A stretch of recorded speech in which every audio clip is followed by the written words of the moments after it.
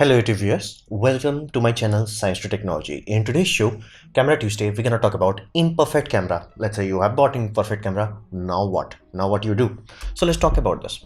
Well, this is a serious issue, and because of the fact that we have infinitely large amount of selection sets possible, it is becoming exponentially more problematic for every Tom, Dick and Harry.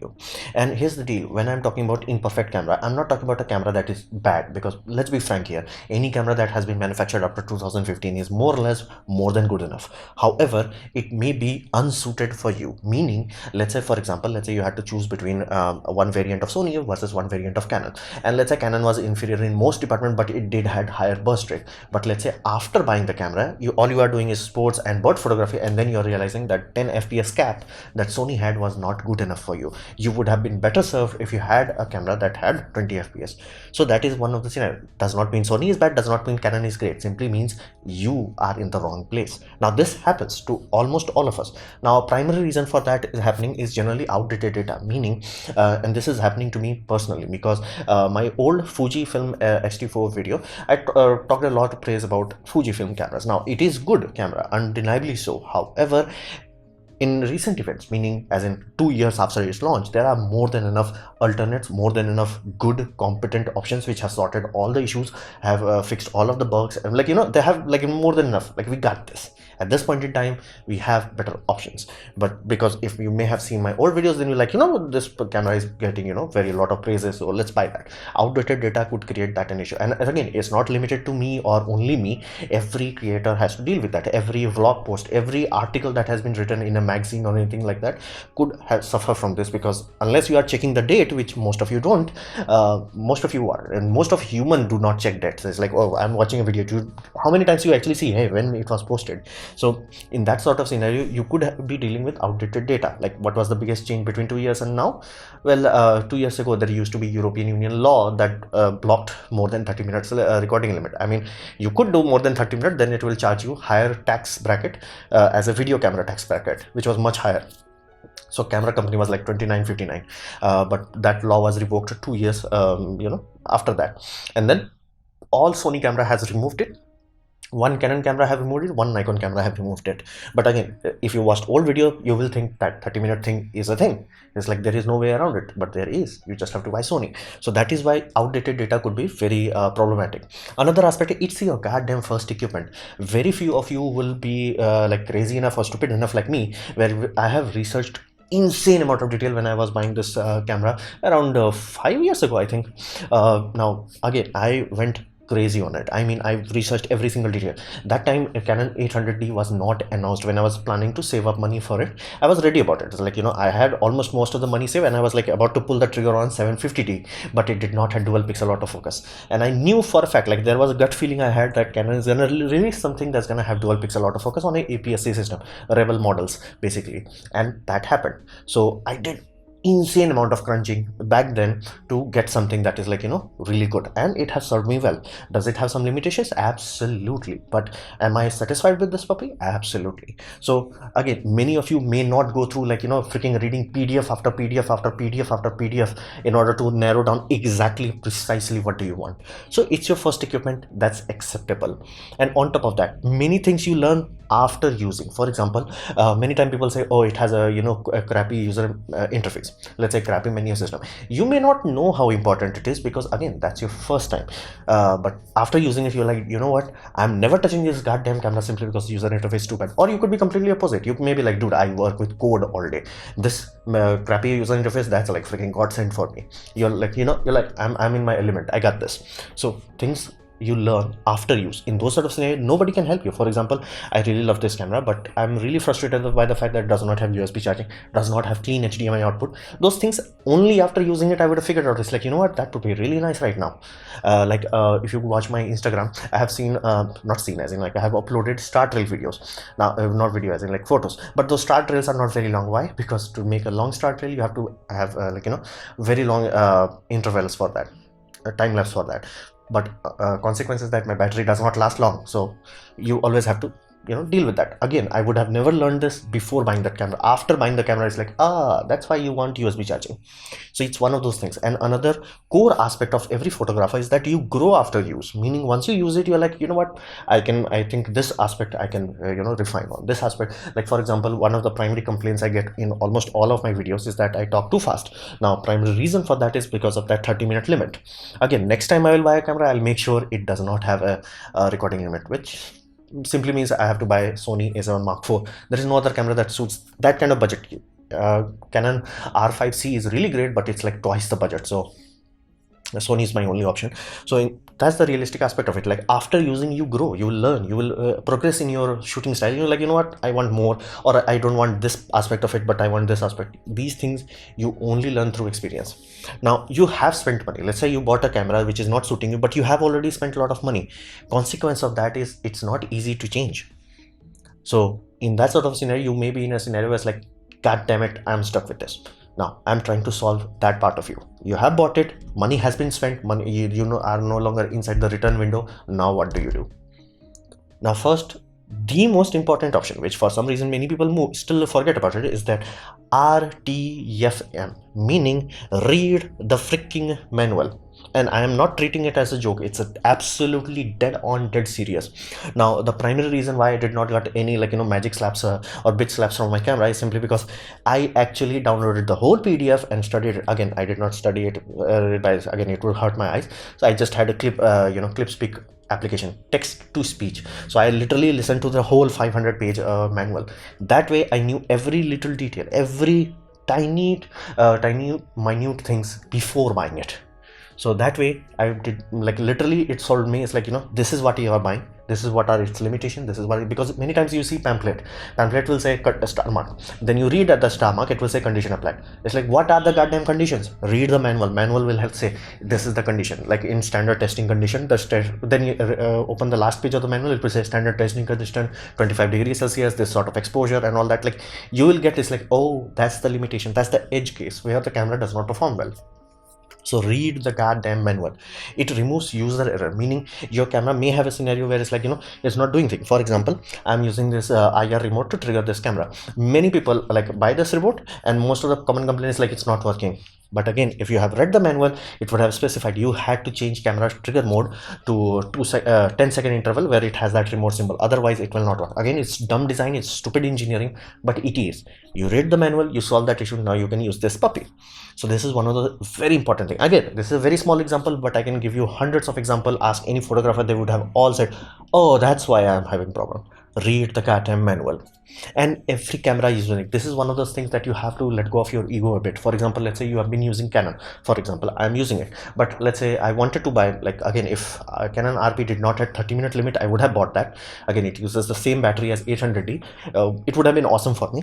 But even though it's Canon, even though Canon engineers put their heart and soul into making sure it feels like Canon, it will feel like Canon, but it is still an independent body, still a different ecosystem. So every program, every menu system is different, fundamentally different. It means different things. So I need to go through manual thoroughly in order to understand that. Do not fall under a trap. It's like, oh, I have used one Sony camera, so I can use another Sony camera. That using, yes. Maximizing its potential, no. For that reason, read the freaking manual. And you have the UI. For example, let's say instead of buying A6400, you bought A6300. It was on a clearing sale. How bad it could be. Now you open the menu, it's like, who the hell created the menu? It happens, many people, but here's the, you have spent the money, you are stuck with it. So how do you solve it? Manual. Read that. Oh, you're like, oh, that's where the time lapses. Who put time lapse in slow and fast motion? I don't know, but like somebody did it. But okay, that is, you get that point. Like there are many bad things you have to deal with, because you have to sort it. Like you have already bought it, you can't change anything. So at this point in time, read the manual. It will solve many of your issues, personal guarantee. So read the freaking manual. That's step one of your problem solving. You have spent the money, now you sort it. Then we have to come to workaround, because this is one thing you have to understand. I have been following camera industry for almost 10 years, and I'm like so old that DSLR back in the days had 10-minute recording limits, and it did not have like limit as in it was like, yeah, it will overheat 10 minutes at full HD. Yeah, that's the back in the good old days. So, and autofocus, what is that? For example, this Canon 800D is the first time APS-C got dual pixel autofocus. So Before dual pixel autofocus, it was again not horrible. It was like, it almost felt like Panasonic, to be frank. So that is one of those things. In modern times we are spoiled because we have really good options. But what if you bought a camera like either from Fuji or Panasonic, or in some scenario it's just not working out, it's just autofocus is just not good enough for your need. In those sort of scenario, what can you do? First thing, stop down the aperture. Like again, it will have some compromises, but again, it would be better to have a video that is in focus than to have a shallow depth of looking field, which actually amplifies your bad autofocus. So again, stop down your aperture, go from f2 to f4, f5, f6, like try it down as much as you can. Then add light. The better lighting setup you have, the better contrast you have, the better the autofocus algorithm will work. That's like known thing. It does not matter it's phase detect, does not matter it's a contrast detect. Better lighting equals better autofocus performance. Like there is no two way around it. You have to have quality lighting in order for quality performance. It also improves your total feel of the video. Or even in photography, like let's say you are doing portraiture, proper lighting, really good output. And then again, there are, because if you have read the manual, you would find there are a lot of settings to be tweaked. Now those tweaks may give you different results. For example, you are in a scenario where you want snappy actions.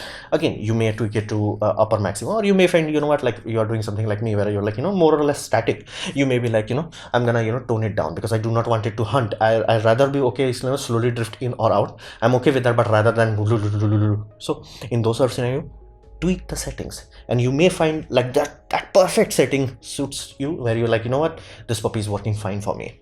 Or all of those failed, like you try to stop down the aperture, you tried everything else, it does not work. Then you go old school, you do manual focus, meaning this is exactly how Hollywood does everything till now, and most likely will keep doing it for like years to come, simply because there is a person whose job is like, focus puller.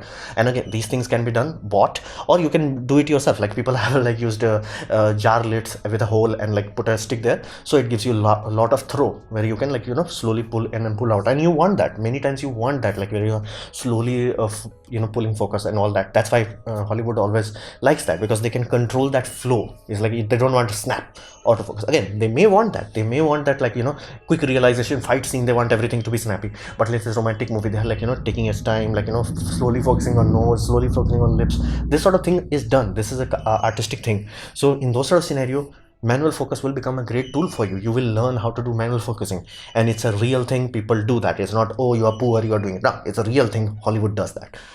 Every movie industry does that. So in those sort of scenario, you have an issue, you work around it. Another aspect is that common people complain is like color output. They are not happy with the color, and it will always happen whenever you are changing system. For example, you are going from basically Nikon to Canon, you're like, what the hell is this? You're going from Canon to Sony, you're like, what the hell is this? Again, be very mindful. There are two aspects to color. One is scientific accuracy, another is feel accuracy, meaning how does it feel?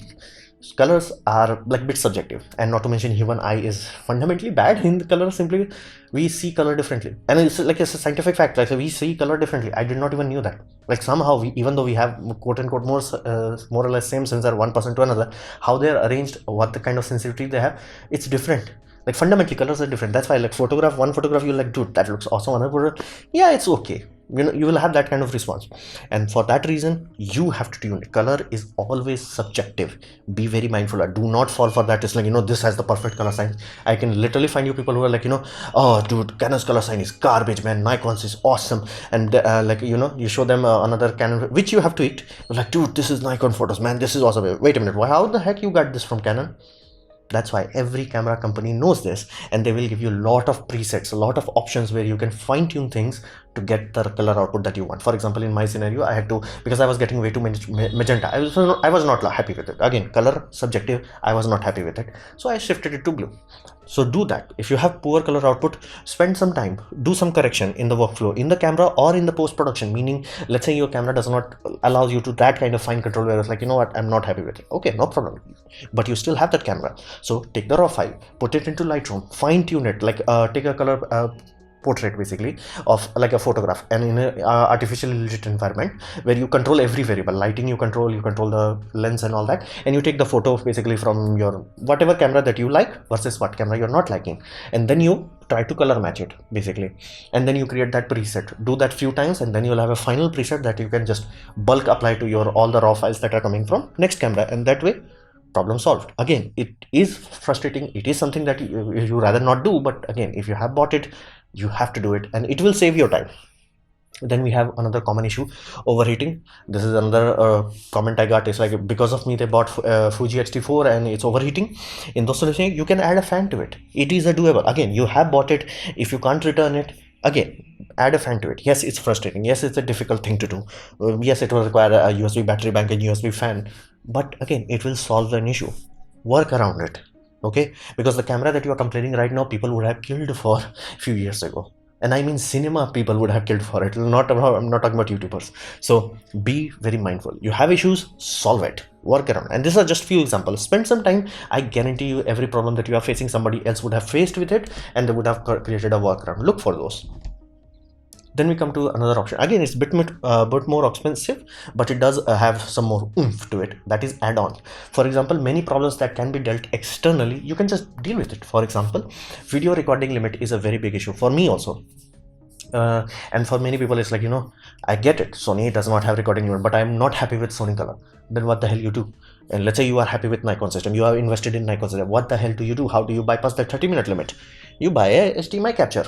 Again, it works. Atomos Ninja, it works. It bypasses that 30-minute limit. Again, it works on almost most camera. Be mindful, not every camera has that, like, wait time for that long. So again, Google exact model, but they will tell you like, okay, this camera model can work 24/7. Again, not 24/7, battery will run out. It will overheat after, like, 1 hour or 2 hours, but you can easily bypass that recording limit, and it will also solve another issue.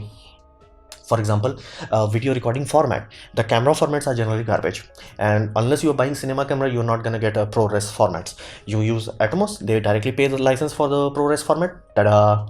Your editing also becomes efficient, faster, more optimized. So all those sort of issue that you have, you can solve. Then you have poor IBIS performance. One of the common things about Sony, and I am seeing Sony right now because that's how I know Sony is big. It's like every wedding I'm going, one camera is Sony. And to be real, most of the video department, all of them are Sony, and they all know that IBIS is not good enough. What they do?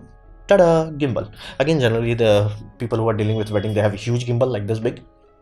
But you get that point. You have a problem, you solve it with an add-on. And again, this add-on also adds another benefits. For example, having gimbals allows you to do crazy motions that you simply would not be able to do unless you had a gimbal. In those situations, now you also add what we call USP, unique selling point, which you can be like, look at our wedding show reel, so to say. We do this amazing crazy thing where camera is rotating 360 degree. Amazing things can be done. Short battery life. This is one of the common thing that everybody has to deal with.